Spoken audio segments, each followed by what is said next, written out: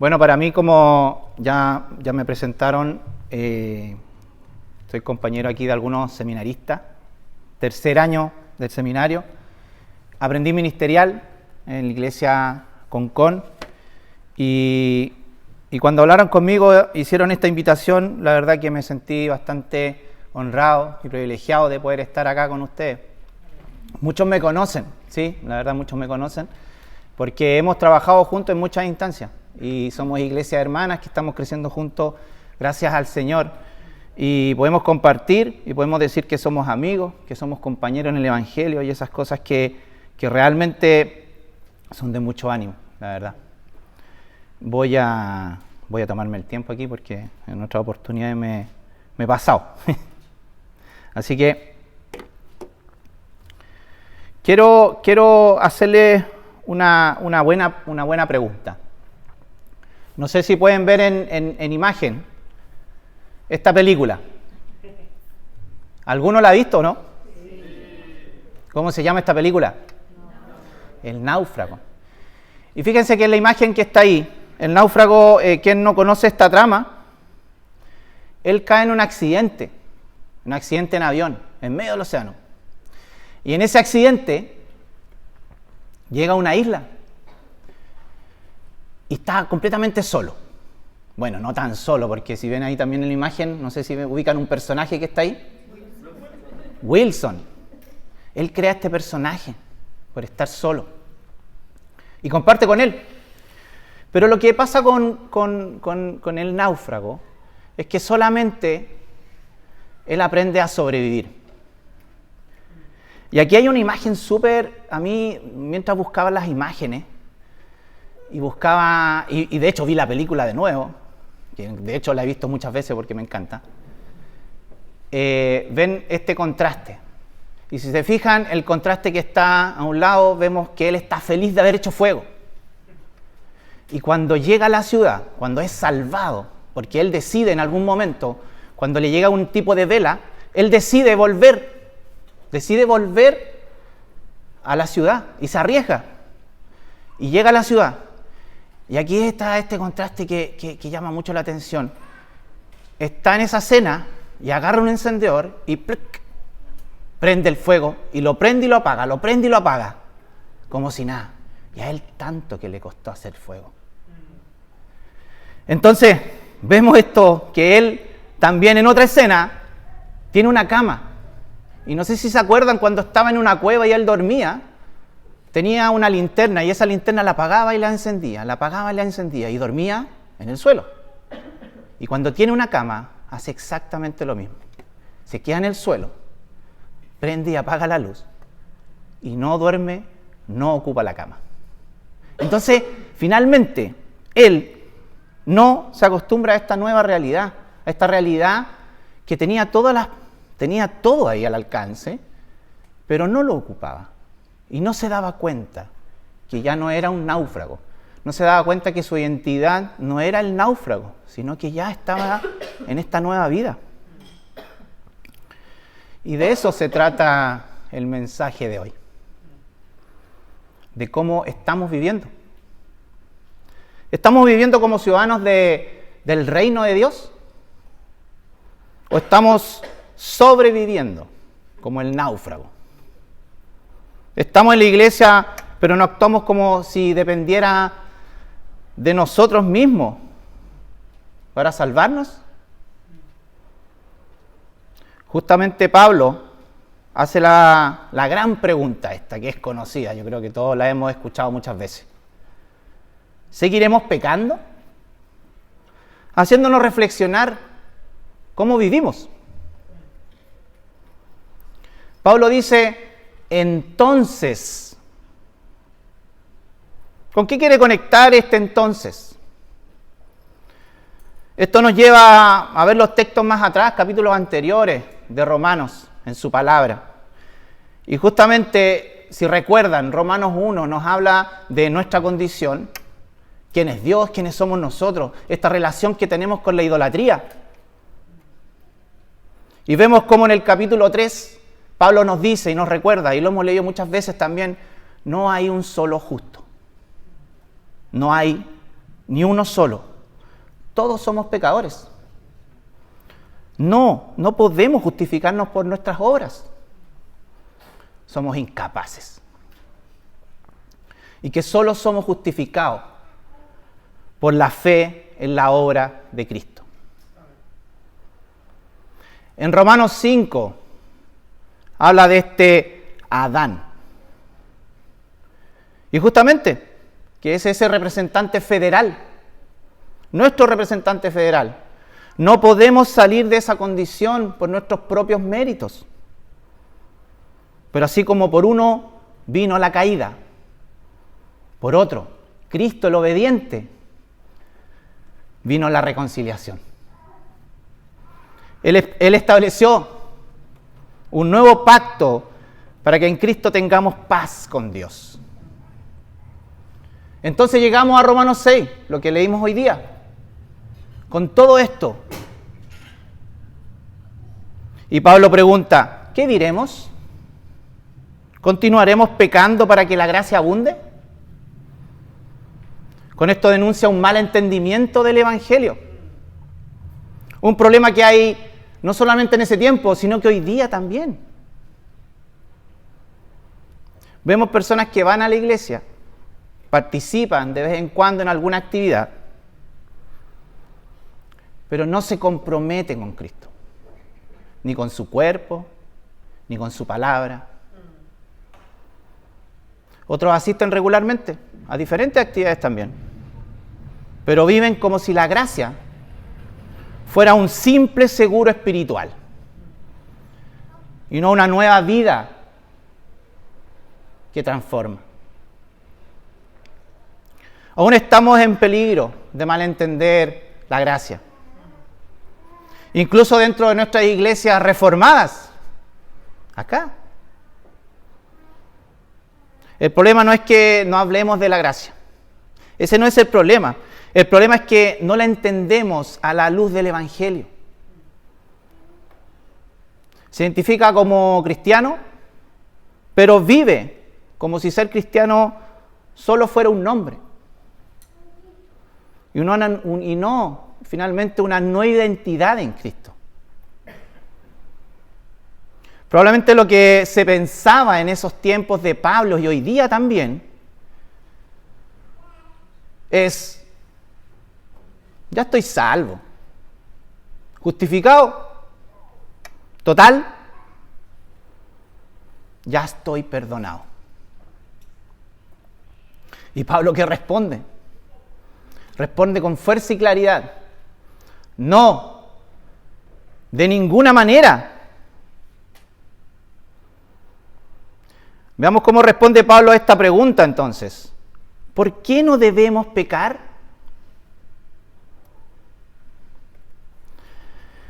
Y esto es lo que responderemos en este mensaje. Esta pregunta, ¿por qué no debemos pecar? Permítanme orar para que sea nuestro Señor el guía hoy día. Oremos.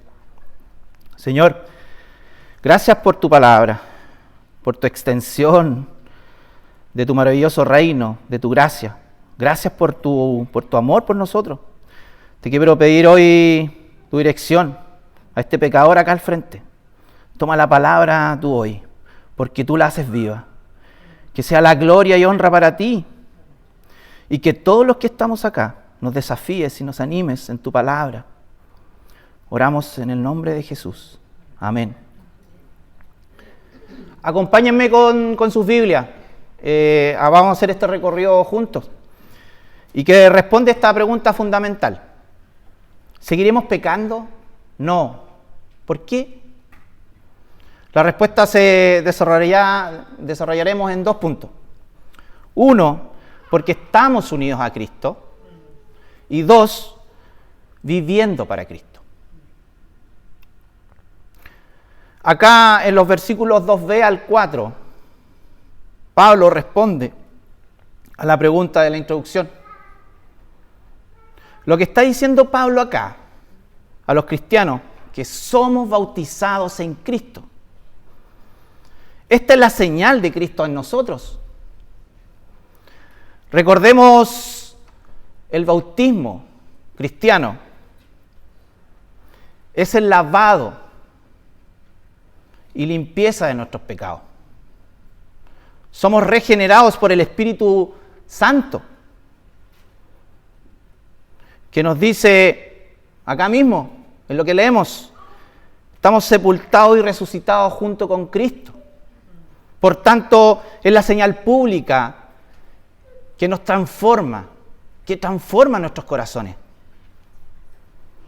La antigua naturaleza ya murió, como Cristo murió.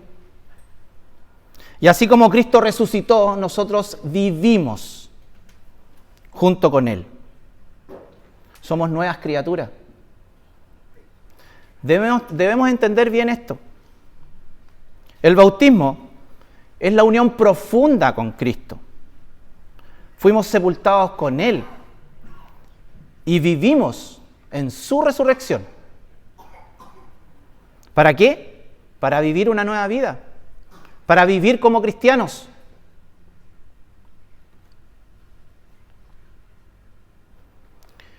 Fíjense que Martín Lutero es acechado por enemigos. Martín Lutero, el reformador del siglo XVI. Y en esas luchas le dice y le responde a Satanás: fuera de acá, Satanás, estoy bautizado, dando clara evidencia de que le pertenecía a Cristo y que estaba unido a Él. O sea, le responde: soy cristiano, y como soy cristiano, ya no vivo como antes. Soy una nueva persona, lucho con las amenazas, porque la fuerza me la da Cristo que vive en mí. Entonces, ¿qué significa esto? Sigamos viendo el texto, en los versículos del 5 al 7. Porque estamos unidos a Cristo, no pecamos. ¿Pero cómo? Si seguimos siendo pecadores. Todos desobedecemos de una u otra manera a Dios. Por eso, una y otra vez, somos llamados a arrepentirnos. Incluso en nuestras propias reuniones, lo hicimos hace un momento, fuimos animados a través de la palabra de Efesios, que debemos arrepentirnos. Porque entendemos que nuestras vidas cristianas no están exentas del pecado ni de lucha, de ninguna manera. ¿Por qué este llamado constante al arrepentimiento entonces? Porque estamos en guerra. Una guerra espiritual real, diaria, persistente. Luchamos contra un enemigo que nos acusa y tienta, contra un mundo caído y hostil, que desprecia a Dios, y también contra nuestros propios corazones, que es engañoso y traicionero. Estar unidos a Cristo no significa que la lucha haya terminado, no, sino que ya no la enfrentamos solos, y que la victoria final está asegurada en Él. Pero mientras caminamos en este mundo, debemos estar conscientes de que estamos en una batalla y que el pecado aún intenta seducirnos, desviarnos y debilitarnos. Por eso el arrepentimiento no es un momento del culto, sino un estilo de vida. Es reconocer cada día que dependemos de la gracia de Cristo, que necesitamos su perdón, necesitamos su poder y que no podemos confiar en nosotros mismos. Estamos en una lucha constante, es un proceso y necesitamos recordar quiénes somos en Cristo y pelear esta buena batalla. Desde esa identidad, no bajemos la guardia. ¿Cómo vive un soldado en la guerra? Está durmiendo, sin el casco, sin su arma. Imposible, ¿cierto? Un soldado en combate está alerta y preparado. Vive atento, sabiendo que cualquier descuido puede ser fatal. También nosotros. No podemos vivir como si no hubiera guerra espiritual. No. Necesitamos estar armados de la fe, de la palabra del Señor, de la salvación revestido por ella y de una comunidad. Estar despiertos, conscientes y depender cada día de Cristo. No se trata de que el pecado haya desaparecido en nuestras vidas. No. Sino de que ya no somos sus siervos. Cuando Pablo dice que el cuerpo del pecado sea destruido, no quiere decir que el pecado ya no existe en nosotros, sino que su dominio ha sido quebrado. Esto implica un llamado. No seguir sirviendo al pecado. No presentarnos a él como si todavía fuésemos esclavos. Pablo está hablando de un proceso de toma de conciencia, de vivir cada día a la luz de lo que ya es verdad en Cristo. Que el viejo yo fue crucificado. Y ahora, por gracia, somos libres para no vivir bajo el control del pecado. No se trata simplemente de decir, no pequen, sino de invitar a los cristianos a recordar quiénes son ahora en Cristo.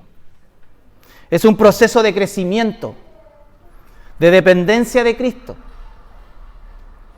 de santificación, donde cada paso somos sostenidos por la gracia de Él y dirigidos por el Espíritu Santo. Y justamente en los versículos 8 al 11 profundizaremos un poco más en esto. Pablo nos recuerda, versículos 8 al 11, que estamos vivos. Nuestra nueva vida, nuestra nueva condición, nuestra nueva forma de vivir, nuestra nueva identidad, nuestra nueva persona, que somos en Cristo, vive junto con Él y para la gloria y honra de Dios.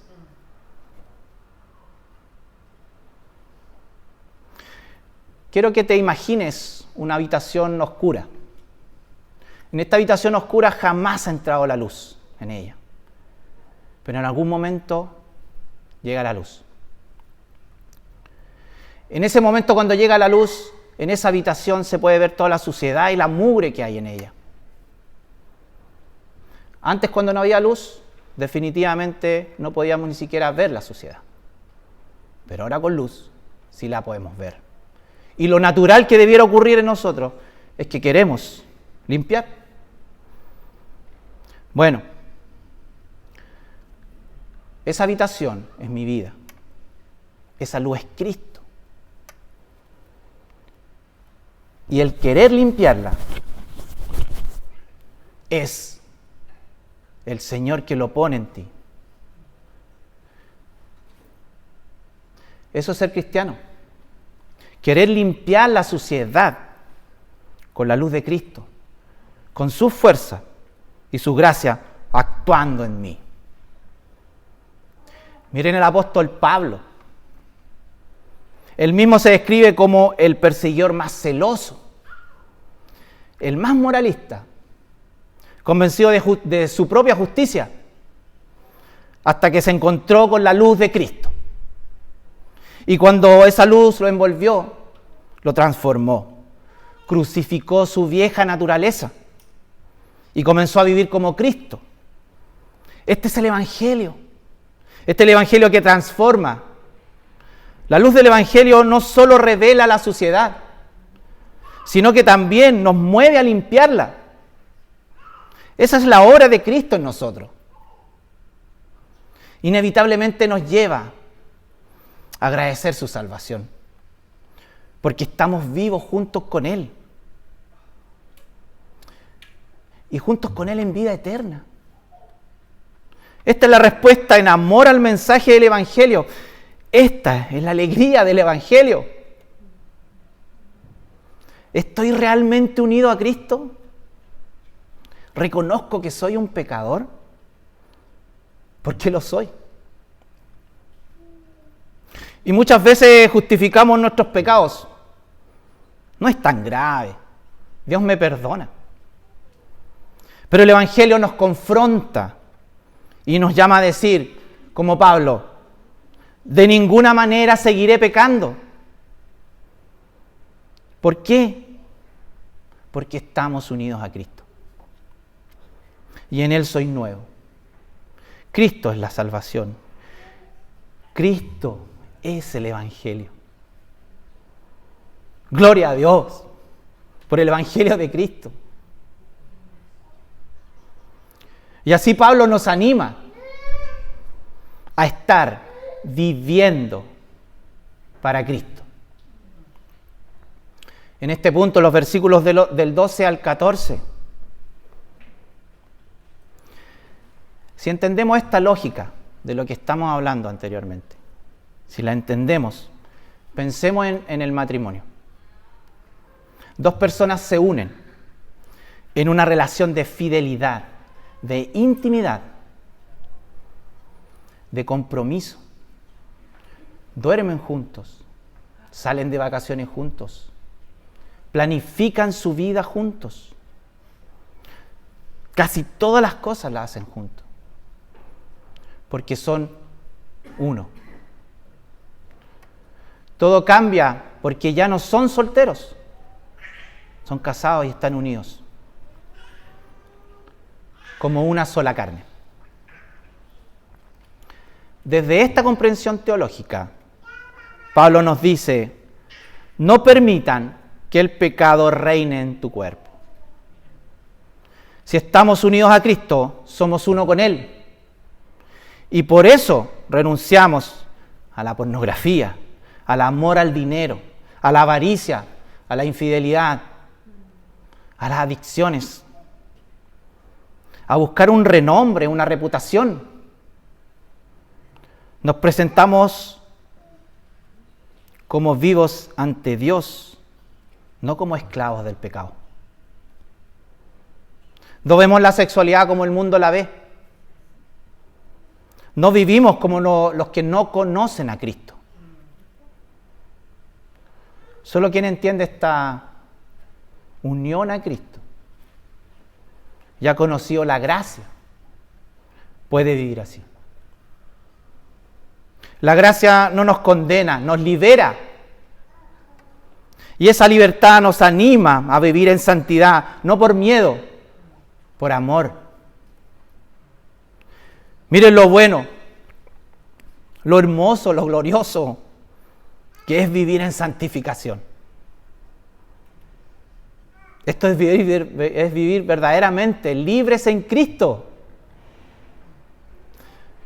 Entendiendo lo anterior, el vivir para Cristo nos anima, nos lleva a reconocer cuál es nuestro llamado a la santificación. Recordando un poco la ilustración del náufrago, jamás él reconoció en su nueva identidad. Ya no era náufrago y aún se quedó en esa identidad. Pero Pablo acá nos llama a reconocer que estamos libres, nos llama a reconocer nuestra nueva identidad, que respondemos en amor y gozo, y nos dice, ya eres libre, vive en el deleite de serlo. Vivos para Dios en Cristo Jesús. Qué belleza es su identidad. La de entregarse a la voluntad de Dios, a la voluntad del Padre. De gloriarse en la humildad y despojarnos de nosotros mismos. Por amor. Ese es el llamado. del Señor a nuestras vidas. Es hermoso cuando podemos ver la gloria de Dios brillar en cada aspecto de nuestra vida, en cada rincón de la creación, en cada parte de nuestro ser. Que al despojarnos de nosotros mismos, el rostro de Dios resplandece. ¿Lo has visto? ¿Lo recuerdas? ¿Lo has contemplado alguna vez?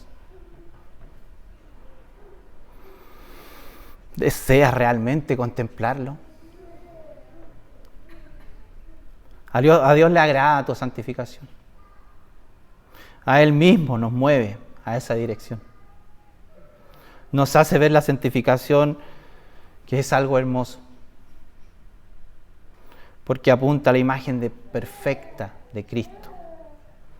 Crecer cada vez a su imagen es lo que Él desea. Y para su gloria, el camino hacia la perfección es el camino que Él nos invita a recorrer. Ver la transformación en las personas por la obra de Cristo. Ver a hermanos transformados. Qué bello es eso. Y el Señor lo hace. Él nos pule a pesar de nosotros.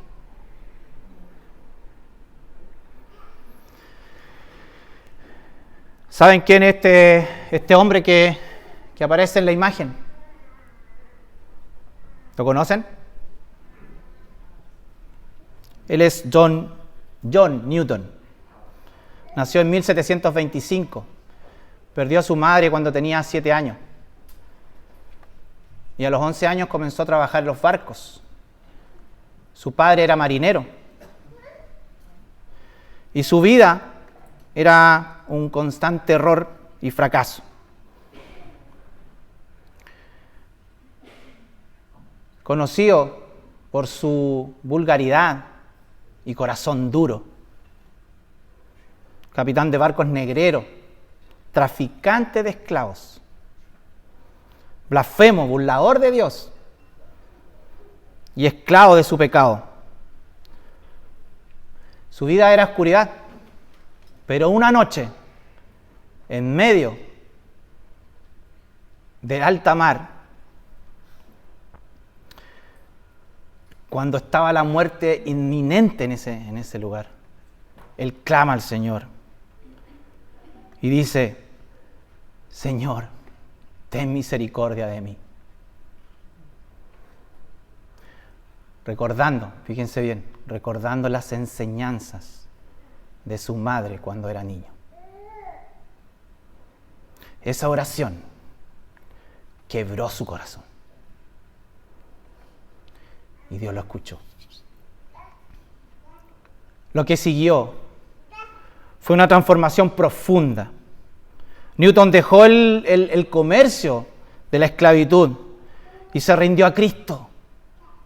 Fue hecho nuevo. La gracia lo encontró en el barro y lo levantó a proclamar el Evangelio. Se convirtió en pastor, defensor de la esclavitud y autor del himno que quebranta nuestros corazones y que de hecho lo cantamos hace un momento atrás. Sublime gracia del Señor, que a un infeliz salvó. Fui ciego, mas hoy no veo. Yo, perdido, Él me halló. Y ya anciano, ya con la mente un poco más frágil, dijo: recuerdo 2 cosas. Soy un gran pecador. Cristo un gran Salvador. Queridos, si Dios puede transformar el corazón de este hombre, de Newton, también puede transformar el mío y el tuyo. Nadie está fuera del alcance de la gracia de Dios.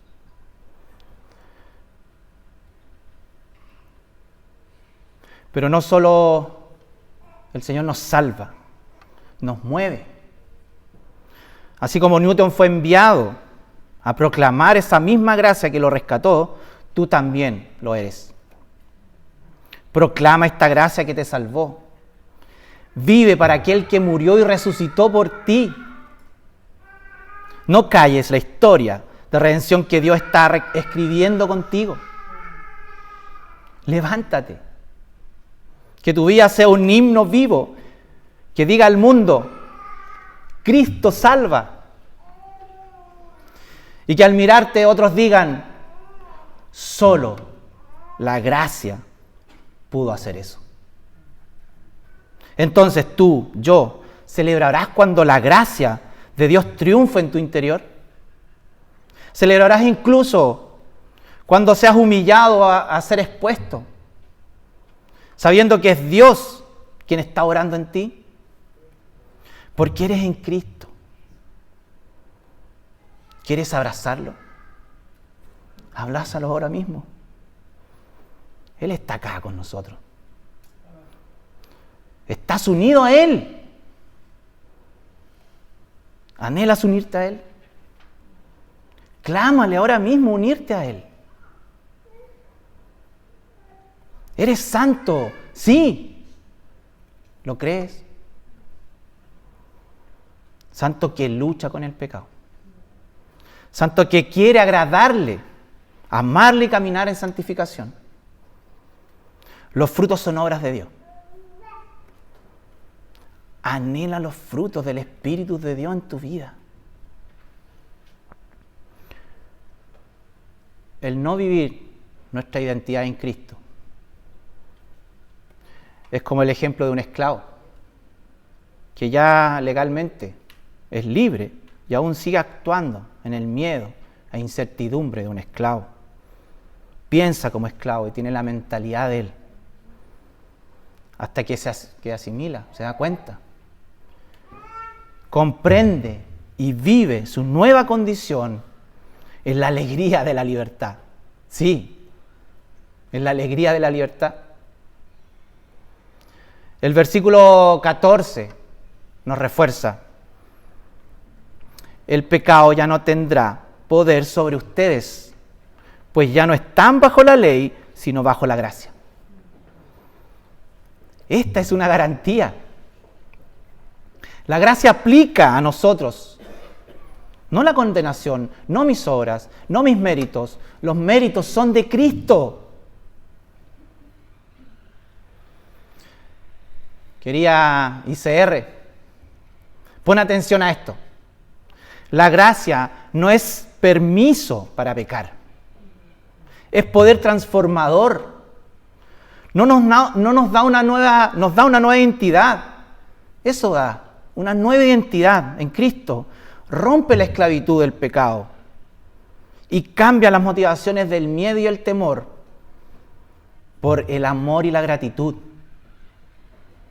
Muertos al pecado, vivos para Dios en Cristo Jesús. Si alguien cree que sus obras merecen el favor divino, realmente no comprende la gravedad del pecado y la suficiencia de Cristo. En el Evangelio vivimos en libertad, servimos con gozo y descansamos en la promesa de la vida eterna. Debemos recordar quiénes somos. La gracia de Dios es en nuestras vidas. Esta es la hermosura de la obra de Cristo, de vivir para Cristo. Es hermoso estar unido a Él. Es maravilloso, es glorioso, es gozo.